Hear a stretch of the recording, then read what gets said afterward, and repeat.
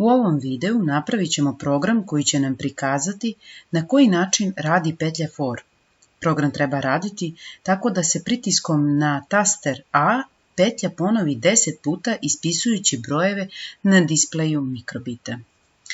Kako rekosmo da će raditi pritiskom na taster A, iz kategorije Input biramo blok on bottom A pressed. Zatim definišemo varijablu, u ovoj situaciji nazvaćemo je I, koja zapravo brojač i svakim ponavljanjem for petlje povećava se za 1. Iz kategorije Loops biramo for petlju, indeks nam sada stoji ovdje, međutim mi ćemo prebaciti i našu varijablu i sada imamo for I from 0 to 4.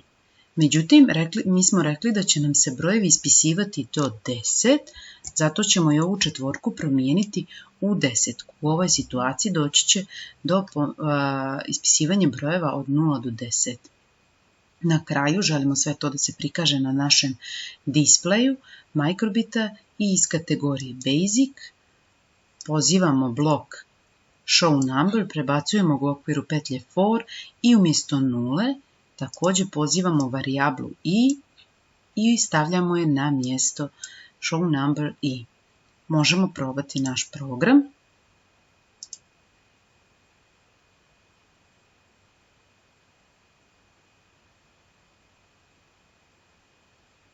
I 10. Nakon što smo provjerili naš program na simulatoru, možemo ga prebaciti i na naš mikrobit skidanjem na download i prebacivanjem na naš mali uređaj.